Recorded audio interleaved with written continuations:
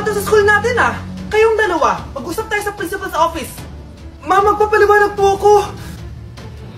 Ang bago nating top 1 ay si Scarlett. Yes, Scarlett, deserve mo yan. Marami pong salamat, Ma'am Principal. Alam mo, buti na lang hindi mo na-teacher yung nanay mo.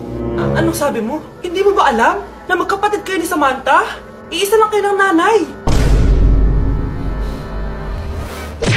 Ang makakasagot nito may plus point sa akin. What is 2 times 2? Ma'am ako, ma'am. Wala bang gustong sumagot? Ma'am, alam ko po yung sagot. 2 times 2.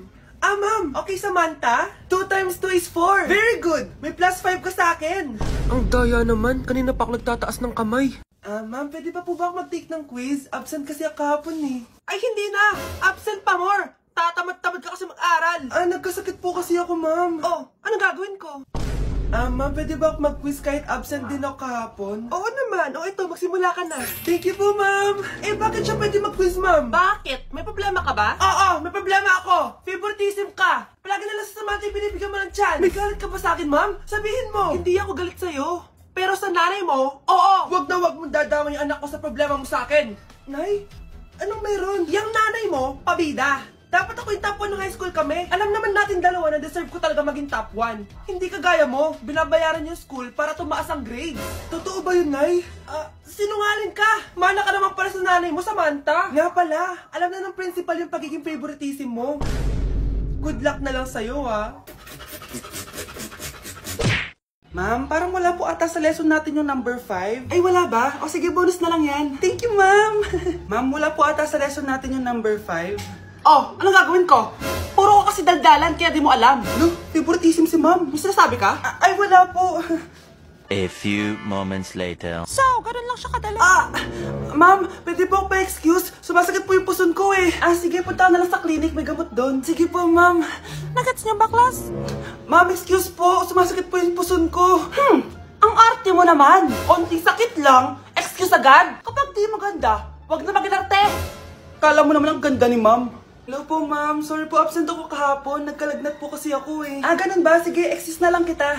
Sige po, ma'am. Thank you po. Ma'am, excuse po. Nilagnat po kasi ako kahapon kaya di po ako nakapasok. Naku, tigilan mo ako ha. Walang isang araw na lagnat. Ang sabihin mo, tamad kang pumasok.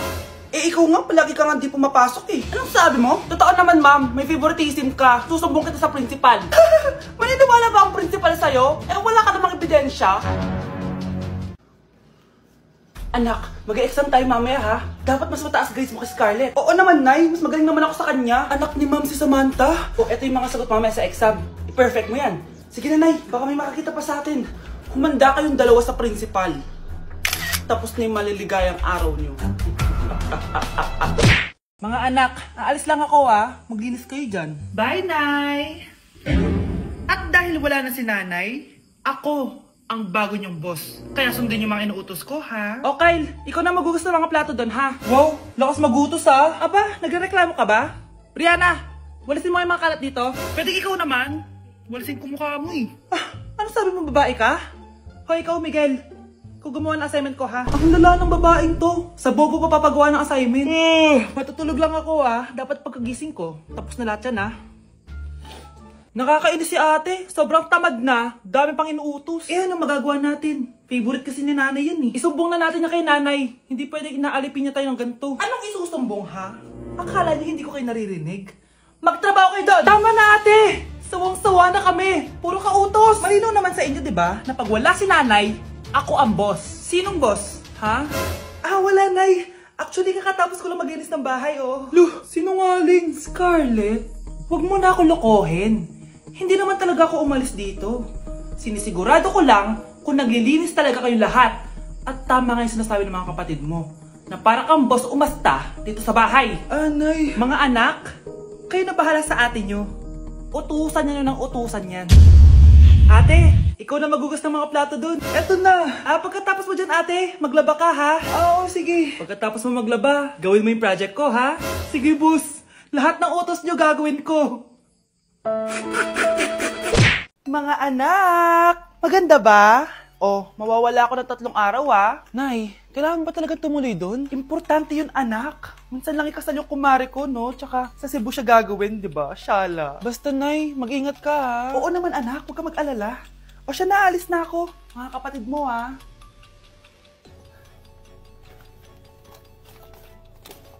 Saan yung wallet ko? Ay, kuya! Balik tayo sa bahay. Nakalimutan ko yung wallet ko. Ano ba yan? Maliliit na ako. Saan na ba yan? Ito. Ano ba yan? Oras na. Mabuhay, ma'am. Welcome to Air Philippines. How can I help you? Ay. Miss. Dito po ba yung flight VD415? Yes po, ma'am. Check ko lang po. As per dito, ma'am, nakaalis na po yung aeroplano. Ha? Hindi ako pwede malit sa kasal na kumari ko. Kailangan ko umabol. Ma'am, kailangan niyo po ulit mag-rebook ka. So, ang next available flight is bukas pa po, ma'am. Ano ba yan? Gawin mo ng paraan. Diyos ko, sayang lang pera ko. Wala palang kwenta to airlines niyo eh. Uwi na nga lang ako. Sorry, ma'am. Oh, Nay, nandito ka na agad? Akala ko ba 3 araw ka mawawala? Eh di ayun, naiwan ako ng aeroplano. Alam mo, parang pinipigilan talaga ako ng universe makaalis eh. Nay, buksan mo yung TV. Ha? Bakit? Breaking news! Nandito tayo ngayon sa site kung saan nag-crash ang flight VD415. Ayon sa mga otoridad, walang nakaligtas sa mga pasahero nito. Kaya pala, kung nakasakay ako dun sa aeroplano na yun, patay na ako ngayon. For our last question, ano ang full name ko? Wala naman yun sa lesson Siyempre, dapat alam niyo yung pangalan ko. Dami namang alam nito. Di ko maalala full name niya. Perfect na sana ako eh. Kapag di niyo nasagutan yan, minus 10 kayo sa akin. Aba, ma'am, paano namin malalaman yung full name mo? Eh, di ka naman nagpakilala sa amin. Ano ka, sikat? Artista? Ang lakas mo mag-minus kapag di nasagutan yung full name mo? Sige nga, ano full name ko? Kapag di mo nasagutan, ma-minus ko yung sweldo mo. Tsaka magagamit ba namin yan kapag nagtrabaho na kami? Di naman, di ba? Pakin namin sa full name mo. Unang tanong, magbigay ng bagay na nagsisimula sa letrang K. Okay, Samantha? Kuko? Kuko is 3 points lang. Sayang. Okay, ikaw naman, Scarlett. Sisimula sa K. Kifi! Kifi is the top answer! Yes! Okay, next. Magbigay ng parte ng katawan. Scarlett, dahil ikaw ang nakahula ng top answer, ikaw ang mauuna. Pantog! Basic. Pantog is 10 points. Ha? Bakit 10 lang? Samantha, pwede ka bang bumawi? Parte ng katawan? Esophagus! Esophagus is the top answer! Yun! Eto na! Sino kaya sa inyong dalawa ang mananalo ng 1 million pesos cash? Akin na tong 1 milyon. Humanda ka sa akin, Scarlett. Anak, ayusin mo! 1 milyon yan! Mauna tayo kay Samantha. Ano ang bagay na mahaba at matigas? Mahaba at matigas? Tornilyo? Tornilyo is 50 points! Pero, hindi ito ang top answer natin, ha? Okay, Scarlett, may chance ka pa na hulaan ang top answer. Bago ko sagutin yan, Nay, kung nanonood ka man, eto na yun, Nay! Mananalo na tayo ng 1 milyon! Go, anak! Ang bagay na mahaba at matigas ay... Opo mo sumagot, anak! Sayang yung 1 milyon!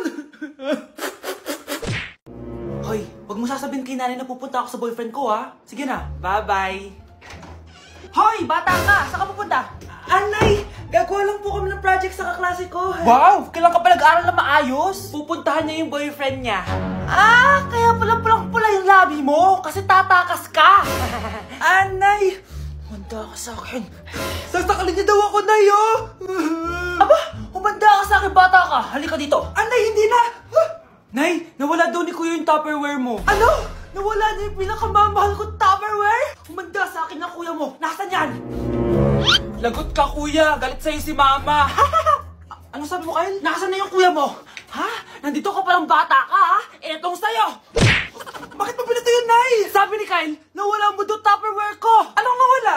Eto Tupperware mo, Nay, oh! Ay, nandyan pala. Agad ka kasing nagpapaliwala dyan!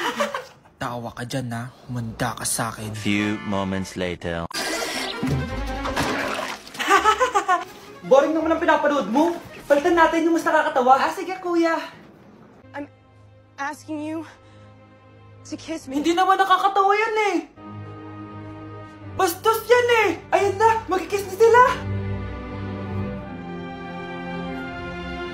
Hay! Mga punyeta kayo? Ano pinapanood nyo? Anay! Si Kyle, Nay. Siya yung nanonood eh. Kyle! Ang bata mo pa! Ganyan na pinapanood mo? Kala ko naman matino ka. Si kuya yun, Nay eh. No! Simula ngayon, bawal ka na mag-TV. Nay, alis lang ako sige anak. Iniwan niya phone niya. Ano kayang pinag-uusapan nila dito? Mga walang iya kayo. Humanda kayo sa akin. A few moments later. Bakit niyo po kami pinatawag, Nay?